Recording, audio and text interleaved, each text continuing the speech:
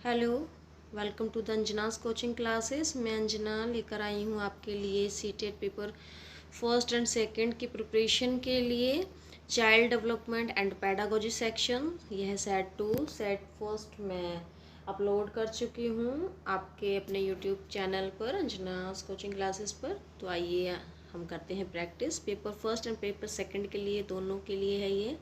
तो ये करते हैं हम प्रैक्टिस। तो क्वेश्चन 1 है, विकास कभी न समाप्त होने वाली प्रक्रिया है, यह कथन किससे संबंधित है? तो यह कथन किससे संबंधित है? निरंतरता का सिद्धांत से। ओके, तो इसका राइट ऑप्शन है ऑप्शन बी। क्वेश्चन सेकंड है, शिक्षा मनोविज्ञान एक विज्ञान है किसका? ऑप्शन ए मानव व्यवहार का, ऑप्शन बी मानव सिद्धांतों का, ऑप्शन सी शैक्षिक सिद्धांतों का, ऑप्शन डी व्यक्तिगत विभिन्नताओं का। तो शिक्षा मनोविज्ञान एक विज्ञान है मानव सिद्धांतों का, तो option B is the right answer of question 2। आइए चलते हैं क्वेश्चन 3 पर। तो बालक के व्यक्तित्व के सर्वांगीण विकास के लिए यह आवश्यक है कि उसके डैश की जानकारी शिक्षक को हो।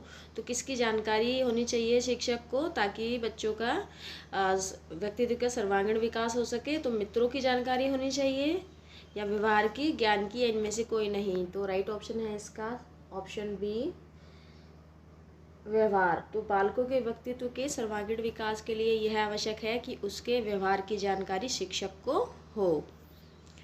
क्वेश्चन नंबर 4, आंशिक पूर्णबलन पशुओं को प्रशिक्षित करने के लिए होता है, या सतत पूर्णबलन की अपेक्षा कम प्रभावी होता है, या वास्तविक कक्षा कक्ष से संबंधित होता है, या फिर सतत पूर्णबलन की अपेक्षा अधिक प्रभावी होता है? तो option D is the right answer of question 4।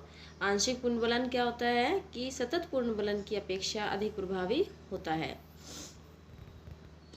Question 5, निम्न में कौन सा बाल विकास का सिद्धांत नहीं है? तो ऑप्शन सी सभी विकास में अधिगम एक समान गति से आगे बढ़ते हैं, यह सही नहीं है। ओके, क्योंकि ये सिद्धांत तो बाल विकास का है कि सभी में जो विकास होता है वो अधिगम की गति क्या होती है? असमान होती है। लेकिन इसमें क्या लिखा हुआ है कि सभी विकास में अधिगम एक समान गति से आगे बढ़ते हैं, तो ये तो बिल्कुल गलत है। तो क्वेश्चन नंबर 5 का ऑप्शन जो सी है वो बिल्कुल सही है।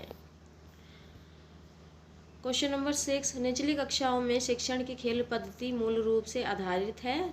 तो किस पर आधारित है? विकास में वृद्धि के मनोवैज्ञानिक सिद्धांतों पर। क्वेश्चन 7 है, निम्न में से कौन सा सत्य है?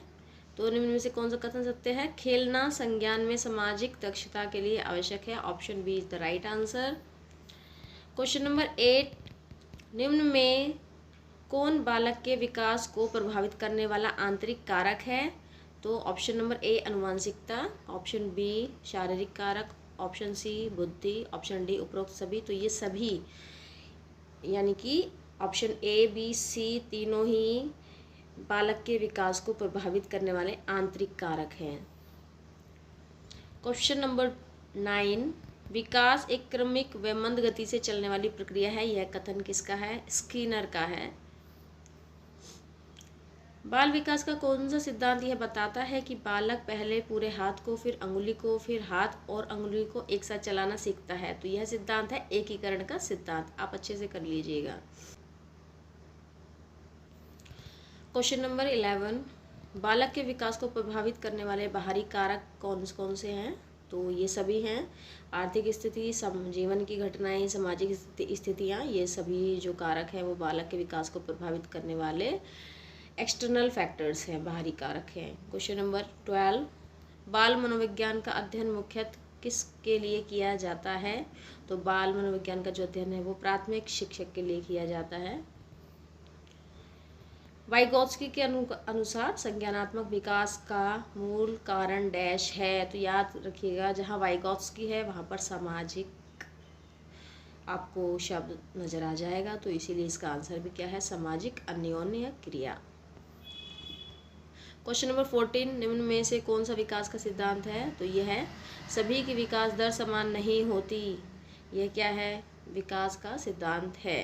देखिए, यह रुक रुक कर चलने वाली प्रक्रिया नहीं है। ओके, विकास रेखीय होता है, तो ये भी गलत है। विकास की सभी प्रक्रियाएं भिन्न भिन्न होती हैं।